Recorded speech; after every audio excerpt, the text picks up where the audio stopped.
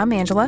And I'm Paige. Join us as we dive into our obsession with true crime, history, and mysterious stories. We'll explore the intricate details of the corrupt, the cruel, and the calculating.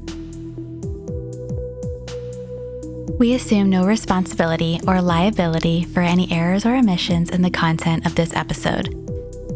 The Corrupt Podcast is based on the facts and our opinions of the case. Listener discretion is advised. Welcome to the Corrupt Podcast. On July 12, 2015, Tiffany Valiante was killed by a New Jersey transit train. Authorities ruled her death as a suicide, but unanswered questions have led many to wonder if it was actually a homicide. Tiffany's death is classified as a suicide. This episode contains discussion and speculation on the topic of suicide. As always, listener discretion is advised. You can join the Corrupt crew at patreon.com/corruptpodcast. You can also support us with a one-time PayPal boost. Both links are in the episode notes. Tiffany Ida May was born on Monday, March 3rd, 1997, to parents Stephen and Diane. She had two older half-sisters, Jessie and Crystal, but with a 10-year age gap, Tiffany was basically raised as an only child.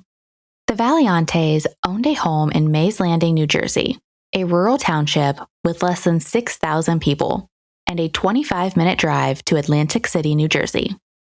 Although Tiffany enjoyed softball, she found her real love in volleyball. In one season at Oakcrest High School, Tiffany ranked 8th in the state for the number of volleyball kills. Volleyball would bring opportunities for Tiffany, and she was offered scholarships to 5 different colleges. In her senior year, Tiffany would decide on Mercy College in New York. In 2014, Child Protective Services visited the home on 3 separate occasions after Tiffany's teacher saw bruises on her arm. Tiffany and Diane were getting into heated arguments, including one incident where Diane punched Tiffany on the arm. Which parent was her biological one here? Was it Stephen or Diane? Both Stephen and Diane are her biological parents. Okay. Diane had 2 daughters previously. Gotcha. On the 3rd CPS visit, it was recommended that Diane and 17-year-old Tiffany speak with a therapist. Tiffany advised the therapist that she was not depressed or suicidal, and the therapist determined the mother and daughter had trouble communicating but a stable relationship. Like most teenage daughters and their moms. Exactly. Also complicating matters, Tiffany had been caught around the same time stealing money from her parents' bank account. The amount of money has not been shared, so we don't know if this was $20 or $200 or $2,000. She would be given a credit card after the event that her parents paid, so this gave her a little bit of spending power of her own. In early 2015, now a senior in high school, Tiffany came out as a lesbian. Diane said they were supportive of her, but considered Tiffany's choice as just going through a phase. Not everyone was understanding of Tiffany, and after her death, Stephen and Diane found a series of hate messages sent to her. An unknown person sent 4 texts to Tiffany in 2 minutes on May 21st, 2015. The first message, "What's your problem with me?" followed by, "Think I'm scum? I'll show you scum, sweetie. Don't you worry." And finally, "See ya, dyke," at 10:17 a.m. The same day, Tiffany received messages on Twitter from another unknown person or the same unknown person. The first message read, "When are you gonna realize you a disgrace to the lesbian race? Hashtag you and ugly," and the rest of the hashtag is redacted. Then an hour later, "Can I even call you a lesbian? You steady," redacted, "dudes. Hashtag you're the scum." And the final message, "Whatever," at 3 p.m. What we don't see is Tiffany's responses to the messages. We'll let you use your imagination on the redacted portions of those messages. Changes were on the horizon a month later as Tiffany graduated high school. She planned to attend college for criminal justice to become a police officer, but she was practical. If college didn't fit her, she would join the Air Force. Tiffany had been dating a woman in Philadelphia, but in early July 2015, they split up. The breakup seemed mutual, and text messages show both sides being cordial. A week later, Tiffany was talking to another woman and, at least from the outside, appeared to be happy. On Sunday, July 12th, 2015, Tiffany spent the morning at home, leaving only to get lemonade from a Wawa convenience store. She made plans to go to Six Flags Great Adventure the next morning and play softball the following week. That evening, Tiffany, Stephen, and Diane walked across the street to Stephen's brother's home. Tiffany's cousin had graduated from another area high school, and that Sunday was her cousin's graduation party. One of Tiffany's half-sisters attended the party as well, and the two made plans to pick up a kitten for Diane's birthday the following week. Tiffany spoke to multiple people about her exciting college plans. She shared that she had been in contact with her dorm roommate and how she was going to decorate her dorm room. By 9 p.m., the party was still going strong, and the road was lined with parked cars. At some point that evening, Tiffany left the party and headed back across the street to home. At 9:15, Diane received a call from one of Tiffany's friends. The friend said she was pulling in to Stephen and Diane's driveway. She asked Diane to come home right away because she needed to speak with her and Tiffany. Diane and Stephen, as parents of course, walked right across the street to see what was happening. The friend, who had her mom with her, hopped out of the car and began accusing Tiffany of using her debit card for over $300 in purchases. Tiffany adamantly denied having spent $300 on clothing and food purchases on her friend's debit card, pointing out that she had a credit card of her own, so it didn't make sense for her to use her friend's card. Diane and Stephen told the friend and her mother that they would get to the bottom of it and take responsibility after speaking with Tiffany alone. Stephen had installed a trail camera outside the front door, and around 9:24 p.m., the camera recorded the friend's car driving away from the Valiante residence. The entire conversation had only taken 9 minutes. Stephen headed into the house, and Diane headed to Tiffany's car to search for the debit card. While searching the car, Diane caught Tiffany trying to slip the debit card into her back pocket, so it was pretty clear that Tiffany had been lying. Later, Diane and Steve would find receipts for just $86 in purchases on the friend's debit card. So Tiffany had used the card, but not for $300. Diane was upset, so she went into the house to get Stephen. This really lines up because Tiffany had stolen money from her mom and dad before. Right. So now she's accused of stealing money from her friend, not necessarily $300, but she still stole from her. I don't want to say rumors, but one of the rumors was that Tiffany's friend had been drinking, and because they were underage, Tiffany had ordered her food and things like that on the debit card, and the friend did not remember it. However, it's pretty unclear. Yeah. I couldn't find any sources to back it. She might have had good intentions there, or she was just 18 and made a bad decision, right? Like, she's a teenager, she used the card. It happens. Right. Literally not the first teenager ever to use somebody's credit card or debit card, steal a $20 out of their mom's wallet. That stuff happens. Yeah. The trail camera shows us the exact timestamp of the next events. At 9:28 p.m., Tiffany is seen walking away from the home. She wore a black shirt, white jean shorts, flats, and a white headband. She's looking to the left so we can't see her face, but she looks like she's walking with a purpose. Just 1 minute later, the trail camera records Stephen, Diana, and the family dog, Tucker, coming out the door at 9:29 p.m. Tiffany had disappeared into the night and was possibly never seen alive by anyone ever again. It was all hands on deck to find Tiffany. The family walked up and down the road and checked behind houses on the street. Friends and family called and texted her repeatedly, but no one received a response. Around 11 p.m., Stephen found Tiffany's phone approximately 5 to 8 feet off the road in front of the house. Tiffany took her phone everywhere, even buying a waterproof bag so that she could keep it in the shower with her. So this was a scary sign if she had left her phone behind. Diane and Stephen notified the police around midnight to let them know that Tiffany was missing. So it's interesting that they left at 9:29 out the door, like the trail camera records Steve and Diane and their dog. Right. And did not see the phone. Isn't it? Yeah. And then by 11 p.m., they mysteriously find the phone. It's just very odd.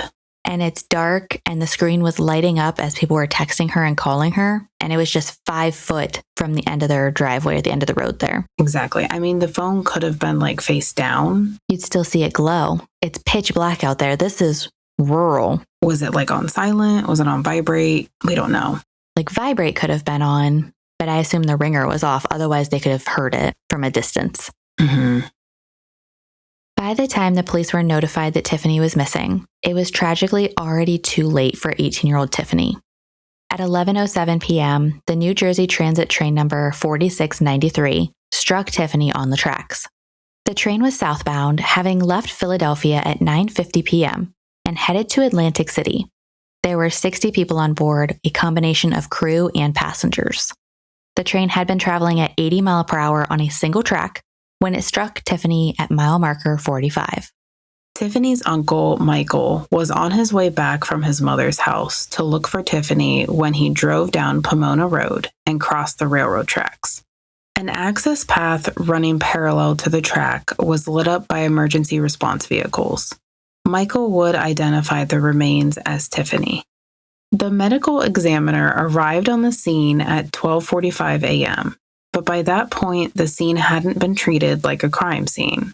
An assumption had already been made that Tiffany's death was self-inflicted and not suspicious at all. It was 2:30 a.m. when Michael and the New Jersey Transit Police arrived at Stephen and Diane's home to share the news about Tiffany's death. Less than 24 hours after Tiffany's death, an article in an Atlantic City newspaper shared information about a vigil to honor Tiffany's memory and stated Tiffany's death was a suicide. The article already quoted New Jersey Transit spokesman Nancy Snyder. Tiffany Valiante, 18 of Mays Landing, was standing on the train tracks near Tilton Road in Galloway Township, but did not move when the train engineer sounded the horn and applied emergency brakes. As you can imagine, with the family of an 18-year-old girl that's planning on going to college in just a couple of months, Tiffany's family was not expecting her death to be listed as a suicide. No officers from the New Jersey Transit had even interviewed them about Tiffany, but here it was in the newspapers that Tiffany had committed suicide. There were many questions about Tiffany's death that doesn't seem to point to suicide. Like, how did she end up over 3 miles from her home and on those train tracks? 29 minutes after Tiffany was struck by the train, the New Jersey Transit lead engineer and student engineer completed a preliminary major incident report. The two men stated they were the only two witnesses and that the train was, quote, right on top of the trespasser when Tiffany was first observed. It would be 6 more days before the engineers were interviewed again, this time under oath, and they gave completely different stories. Turns out the senior engineer had his back turned to the tracks and had not been in control of the train at the time of Tiffany's death. And the 28-year-old student engineer had several different statements now that he was under oath. So I noticed something off in the distance. And initially, at that distance, it was approximately maybe like a half a mile to a quarter mile away. It was pretty far away. I couldn't discern what it was specifically. As I come closer, approximately a quarter of a mile away, or a little closer than that, I noticed it was, in fact, a human being in a crouched position and darker clothing. And as I'm getting closer, the individual in the black clothing stands up, and I immediately recognize that it's a female. As I am approaching closer, probably within 5 seconds of passing her, she jumps, she dives in front of the train to the lower portion of the cab passing her, end quote. So he saw her at a half a mile and a quarter mile, but then she jumped out in front of him? Yeah, why wasn't this discussed the night of the death? Like, why did he change his story? Was he just doing what the senior engineer was telling them? Was he just following along? Yeah. Was he trying not to get the senior engineer in trouble since he had his back turned? Like, what was the story there? Why did he keep this information until he was under oath? It's just really confusing. The two different statements. And then you also have the possibility that as he struck her, like if she had been on the track and he struck her, that it could have just been body parts flying up. Like maybe because it was so dark, he didn't see anything at all until impact. Seems like a pretty direct claim that he says she dives in front of the train. Yep. You know? She's crouching in front of him. Which is a scary thought to even picture. Like if you're in the train and you like all you see is a crouched person and then jumps in front of the train. Terrifying. Yeah, completely terrifying. Like you would be like, is that a deer? You know, this is New Jersey. Could it be a dog? Maybe that stuff happens all the time. I would imagine animals know to clear out. So I'm not sure they have that many impacts. Yeah. Like a train is loud. It has to be. Right. And they can feel it. You know, the animals are going to feel it in the vibrations and be like, okay, I'm going to scat out of here right now. Absolutely. But that's another thing, isn't it? Like he saw her with black clothing, but she didn't have her clothes on. So she was in her underwear. Did she have her t-shirt on though? It was very vague. She does not. Like we'll get into this here in a minute, but at the time that she was hit on the train, she doesn't have anything basically other than her bra and her panties. Right. Okay. So it's again something that's very vague or he saw it wrong. Every train has a black box which continuously records train activity like speed, if the horn was sounded, and emergency braking. A half mile before the impact, the train was traveling at 70 miles per hour, and 1/4 of a mile before impact, the train was going 80 miles per hour. From the time the horn was sounded, the impact and emergency brakes applied there was only 4.1 seconds. You can definitely see where the confusion and mixed messages come from. 4 seconds in the complete darkness before hitting somebody on the tracks.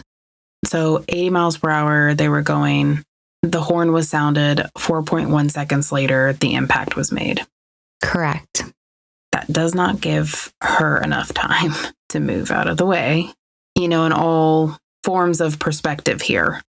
If his statement is correct, he saw her, he hit the horn, he hit the brakes, and then basically that's it. She's hit. She's already jumped in front of the train. Yeah. At 80 miles per hour, I mean, it's just not a lot of time at all. No. When the student engineer was asked if Tiffany looked in the direction of the train, the student said she did not. When asked if she made any attempt to move off the tracks, the student engineer also said no. Unfortunately, the New Jersey Transit didn't think the differing engineer stories held much weight. The fact that Tiffany had walked miles from her house in the pitch black night, even with a fear of the dark, wasn't considered strange either. As we discussed beforehand, Tiffany had only been found wearing a sports bra, underwear, and a rubber bracelet. Her shorts, shirt, headband, and shoes were missing. This meant Tiffany had been walking without shoes for a period of time. The investigation notes that her feet were clean, meaning there were no markings like splinters or slices. So when they say clean, they don't actually mean clean like we're thinking. However, she doesn't have any like markings, splinters, or slices on there. So they're using this to prove that it's murder, like she didn't walk there on her own. But her feet are still dirty. So maybe she was walking on like the metal tracks itself and not on the wood boards, like the slats on the train tracks, if that makes sense. I was just interested, did they define the word clean in their investigation notes? Is that how we can tell the difference of what clean meant? No, but you can see pictures of her feet online because it's so debatable. Like, were her feet clean? Like, you just got out of the shower clean? Or meaning they weren't sliced? I would recommend looking for yourself at the photos and see what your determination of clean is. Mm-hmm. To me, I don't call that clean. I still call them dirty. Like, they look like they've walked in the dirt. Like you walked outside barefoot. It was July, so maybe she had walked outside barefoot earlier that night. When I looked up the train tracks that she was hit at, those are like, that's surrounded by gravel. There are wood pieces, like you said, in the middle and sides of the track. So she could have been stepping on those, which would still make her feet dirty. Yet the pitch black gets me. Like, it's pitch black outside. She doesn't have a phone or a flashlight. How could she see out there at all or where she's stepping? The tracks themselves, like width-wise, look thinner than a gymnastics beam. I don't know if she'd be able to navigate that without seeing. Yeah, balance on the metal track itself in the dark. Exactly. Yeah, her feet are a mystery to me. I'll be honest with you. I think she was murdered. Mm-hmm. So I think her shoes were left a couple miles away. Yeah. And then she was brought to the tracks, which kind of supports the fact that she wasn't walking miles in her bare feet. Also, when we dive into it a little bit more, I think we talk about her hands. Like her hands were also not mangled. Right. Although Tiffany was wearing only her underwear, her shirt was found at the scene by New Jersey Transit and taken as evidence. The State of New Jersey Medical Examiner's report was completed 2 days after Tiffany's death. From the report, Tiffany had extensive injuries to her face. It had been completely crushed. Her abdomen was crushed, causing organs to explode from the body and brought to the medical examiner in containers. Her left foot was crushed, and her right leg was cut from the body at the hip bone. The right forearm was cut off from the upper arm. The report was conducted over a 50-minute period of time, but no clothing or personal property was provided to the medical examiner. The official cause of death is due to multiple traumatic injuries, and the manner of death is suicide. During the medical examiner's report, Tiffany's organs were not examined and a rape kit was not completed. Toxicology was ordered, which confirmed there was no alcohol or drugs found in Tiffany's system. DNA was also not collected from Tiffany's body or clothes. Her remains were cremated and funeral services were held on July 20th. On July 16th, a K-9 unit with a bloodhound named Luke and one handler conducted a blind tracking test in an attempt to follow Tiffany's path from her home to the train tracks. Now, this was completely blind. The officer was not told the location of Tiffany's death. Instead, he relied on Luke to follow Tiffany's scent. Luke and his handler followed Tiffany's scent down Docera Road towards Tilton Road, where they crossed Tilton Road and continued to Wrangleboro Road and then South Genoa Avenue. They followed Tiffany's scent over 3 miles until it brought them to the train tracks at the area of mile marker 45. The family started to doubt the investigation almost immediately. Diane said, "Everyone knew Tiffany wouldn't commit suicide. She had such big support." So they ended up hiring an attorney, Paul D'Amato. Paul dug into the investigation and he agreed that suicide just doesn't add up. Paul also found that the suicide assumption had been made about Tiffany's death almost immediately. The New Jersey Transit investigators hadn't roped off the scene, and they had also left evidence behind. Tiffany's family found pieces of her bones at the scene after it had been released back to the public. This included a piece of Tiffany's skull with her hair, teeth, and bracelets she had been wearing. Near the impact site was an axe and a pocket knife. Those were collected as evidence. The axe blade was covered in a red substance, like paint or dried blood. There was blood at the scene, but a large pool of blood was found on the tracks. Tiffany's family and Paul suspect that this pool of blood may have been because Tiffany had already died and was laid across the tracks. To support this theory is the fact that Tiffany's hands survived the impact, like she had possibly been stretched out on the tracks with her hands above her head and out of the direct line of the train.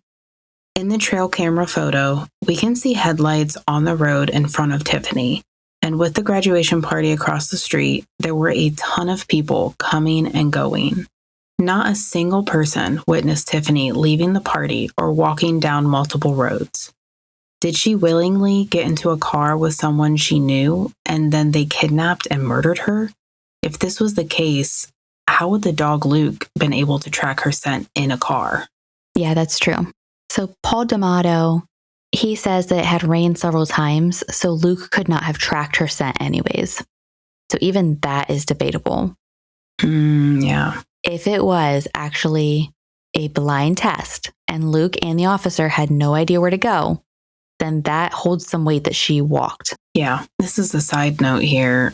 There is a movie out there. I forget what it's called. I believe Demi Moore. I think it's Demi Moore. She's transitioning into, I don't know if it's transgender or lesbian, but there's a part of the movie where some men actually take advantage of her and they think it's funny because she's transitioning or she's a lesbian. So they rape her one after the other. Oh my gosh. Like in the back of their car. This reminds me of that. People don't respect lesbians or gay people. Yeah. And they will take advantage of them. And it's literally that disgusting. And I hate people like that. And I do feel that this is what happened or it could have happened to her. Sure. They didn't do a rape kit, so we would literally not know. Like they were so certain right out the gate that this was suicide that I just don't feel like the checks and balances were done like they should have been. Exactly.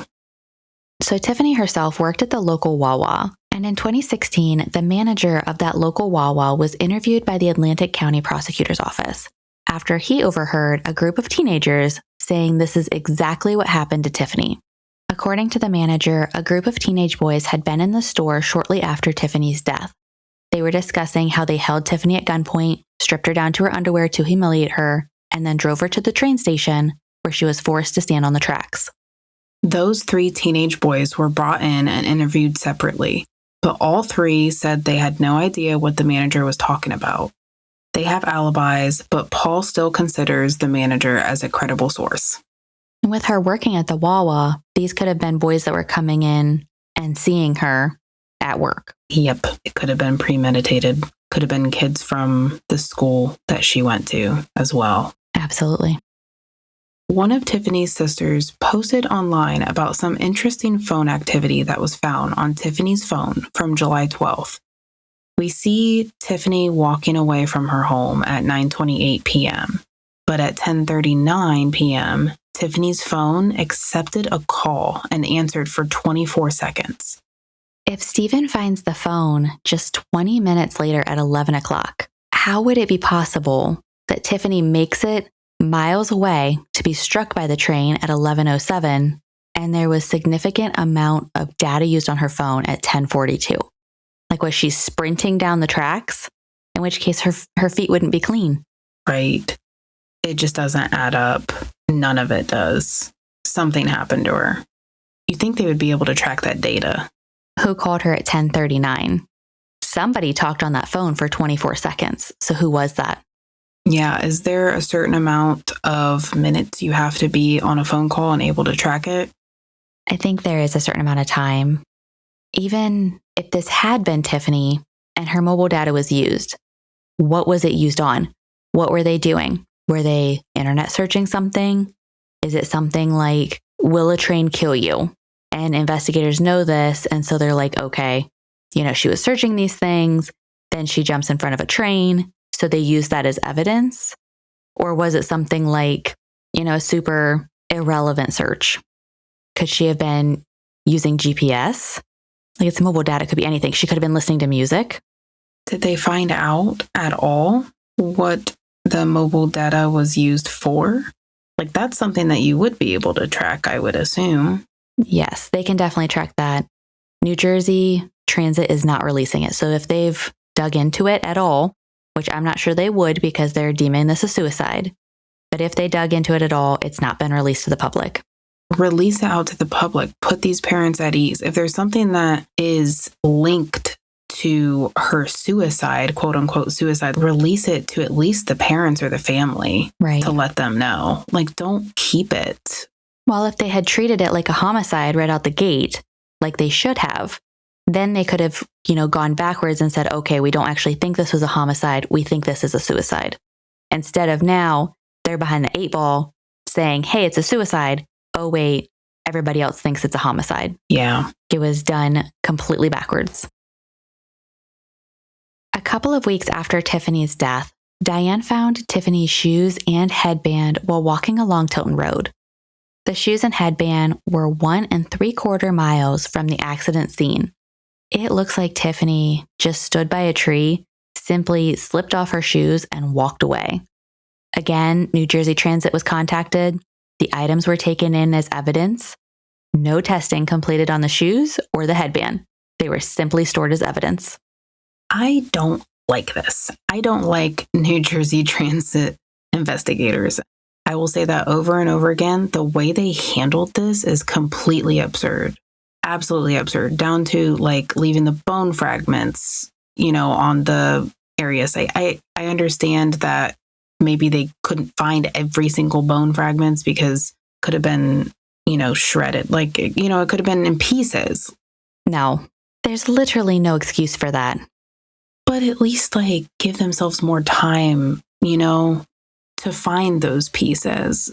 Just everywhere. They failed. They failed this family everywhere. They failed Tiffany. If they had just roped it off as a crime scene initially and treated it like a homicide, I feel like we would have a lot more information today instead of speculation. And it would have saved them years of lawsuits from the family. Years passed, and Tiffany's family continued to fight for answers and an actual investigation into her death. In 2021, Stephen and Diane were able to obtain the evidence the New Jersey Transit had been sitting on for 6 years. They spent nearly $10,000 to DNA test Tiffany's DNA card, a white towel with bloodstains, pocket knife, shirt, shoes, and headband by an independent lab. To this day, Tiffany's jean shorts have never been found. The axe, which was found at the scene in 2015 and should have been included in the testing, was lost. The other evidence, like Tiffany's shirt, shoes, and towel, had been improperly stored. So the evidence had been placed into plastic containers instead of paper, which created the perfect environment for mold to grow. The evidence was completely contaminated. So after spending $10,000 of their own money, the family still has no answers. Complete failure right here. They're complete failures overall, but just like it keeps adding up. It does. They just aren't doing well. There's mold because they didn't store it properly. I think right there is like the root of the problem is they don't know how to investigate a homicide. They don't even know what containers to use to put the evidence into. And then they lost the axe. Like, where did the axe go? The axe is like substantial evidence here. They're just sloppy. Yep. She could have already been killed and put on the track, right? Like somebody could have hit her with the axe and put her body on the track. We don't know because they've never tested anything for DNA and they lost a possible murder weapon. Like that's a key piece of evidence. Mm-hmm. Sloppy. They just weren't prepared. And I think they should have called in other departments. Like at some point, somebody should have sat back and said, okay, we're in over our heads. We're not quite sure. Let's call in the FBI or let's call in New Jersey State Police. Yeah. Somebody dropped the ball there. They were like, we're just going to call this a suicide. And like, it's fine. Her shoes are found 1.5 miles away. That's not suspicious at all. Yeah, I agree. They definitely should have reached out to somebody else. Nothing's embarrassing about that. No. Like, you need help, you need help. Right. Somebody died. Somebody's child died. Right.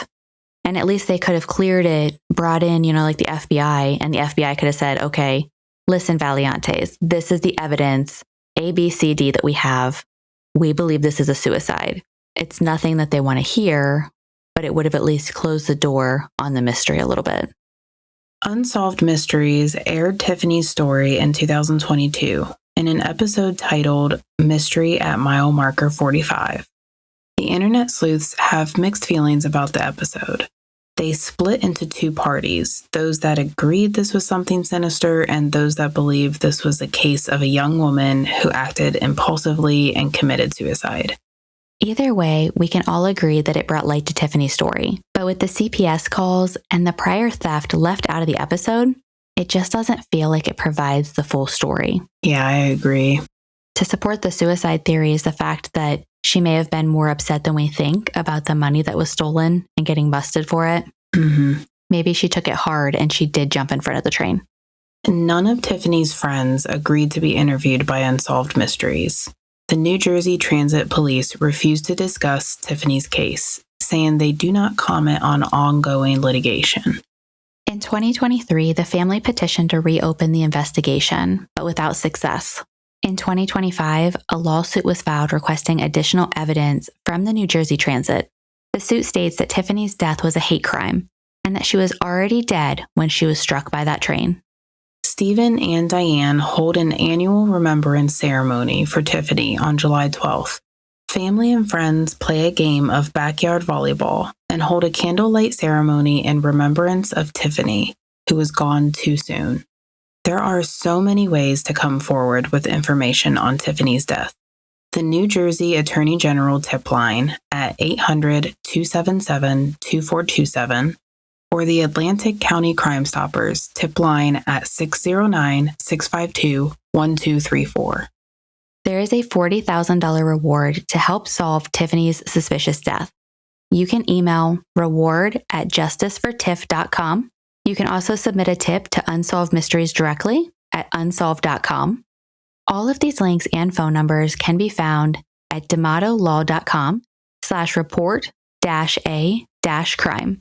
We will include that website in our episode notes. Above all else, we should remember Tiffany. She was funny, loving, athletic, beautiful, always smiling, and compassionate. We would love for you to become part of the Corrupt crew. You can find us on Patreon with multiple tiers and PayPal. This will score you our appreciation and will announce your name in a future episode. Both links are in the episode notes. Case suggestions and feedback can be emailed to us at corruptpod@gmail.com. The sources for this episode would be listed in the episode notes. You can find us on Instagram, Facebook, and Threads. Don't forget to subscribe to catch our new Corrupt content. Please also leave us a review wherever you're listening to this episode. Bye! Bye!